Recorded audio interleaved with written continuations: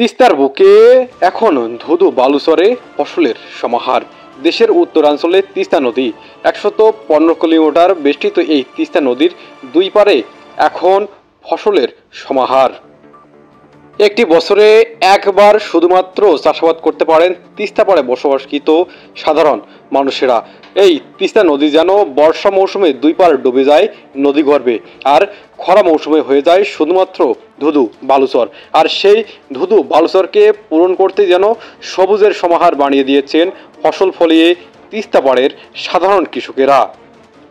এবছর তিস্তা নদীর চরগুলো ঘুরে ঘুরে দেখা গিয়েছে তিস্তা পাড়ে সাধারণ মানুষেরা তিস্তা পাড়ে ফলিয়েছেন লাউ, মিষ্টি কুমড়া, ধনিয়া, পালং শাক, পুঁই শাক, পেঁয়াজ, রসুন সহ কাঁচামরিচ এবং বিভিন্ন ধরনের মশলা জাতীয় ফসল সহ ধান গমও লাগিয়েছেন এই তিস্তা পাড়ে। এছাড়াও ভুট্টা এবং আলুর চাষাবাদও করেছেন তিস্তা পাড়ের সাধারণ কৃষকেরা।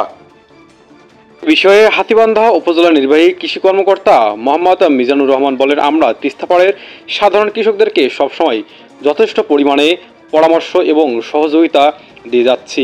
এদিকে তিস্তাপাড়ের সাধারণ কৃষকেরা বলছেন, আমাদেরকে কৃষি বিভাগ থেকে পরামর্শ দেওয়া হচ্ছে, যদি সরকারের পক্ষ থেকে তিস্তা নদীর দুই পাড়ে বেড়িবাঁধ নির্মাণ করে দেওয়া হয় তাহলে আমরা শুধুমাত্র প্রতি বছরে একটিবার নয় পুরো বছর জুড়েই চাষাবাদ করতে পারবো। ডেস্ক রিপোর্ট, নিউজ প্রতিভা।